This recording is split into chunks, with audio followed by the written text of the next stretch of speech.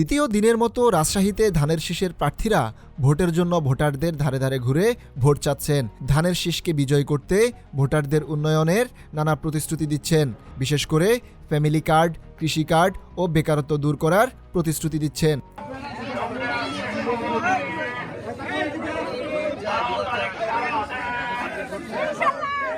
রাজশাহী মহানগরীর হেতেমখা বড় মসজিদে জুমার নামাজ আদায় করে দ্বিতীয় দিনের মতো ভোটের প্রচার শুরু করেন বিএনপি চেয়ারম্যানের উপদেষ্টা ও রাজশাহী ২ সদর আসনের ধানের শীষের প্রার্থী মিজানুর রহমান মিনু।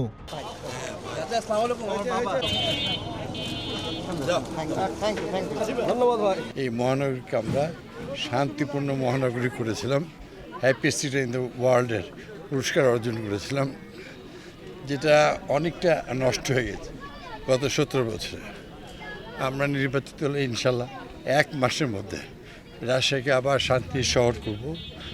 আর এখানে কোনো চাঁদাবাজি, ভূমিদস্যুতা এবং যারা অন্যায় অবিচার করেছে, ১৭ বছরে যারা দেশকে নিঃশেষ করেছে, সবাইকে আইনের আওতায় নিয়ে এসে আমরা রাজশাহীকে একটি সুন্দর বসবাস উপযোগী নিরাপদ মহানগরী, পরিচ্ছন্ন মহানগরী, সবুজ মহানগরী এবং সেই সঙ্গে সঙ্গে নিরাপত্তা সুনিশ্চিত করব।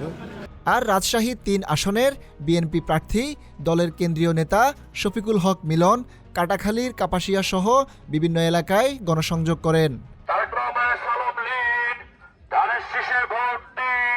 আগে আমার মা বোনদের সঙ্গে কথা বলেছি এবং তাদের সবার একটা চোখে মুখে একটা যে ভাব দেখা গেছে, তারা হচ্ছে বিএনপিকে, অর্থাৎ আমাদের যে রাষ্ট্র অচল হয়ে গেছে, যে রাষ্ট্র অকার্য হয়ে গেছে, সেই রাষ্ট্র মেরামতের যে ৩১ দফা, সেটার প্রতি ব্যাপক সাড়া।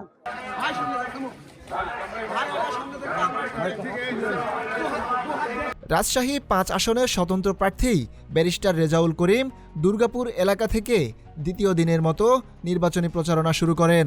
এ সময় তারা উন্নয়নের নানা প্রতিশ্রুতি তুলে ধরেন।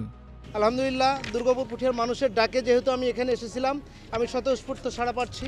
আর তারা অধীর আগ্রহে যেন আমার জন্য অপেক্ষা করছিল। আমি মাঠে এসে এটা বুঝতে পারতেছি।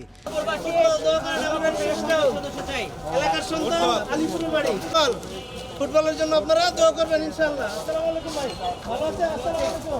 ইনশাআল্লাহ।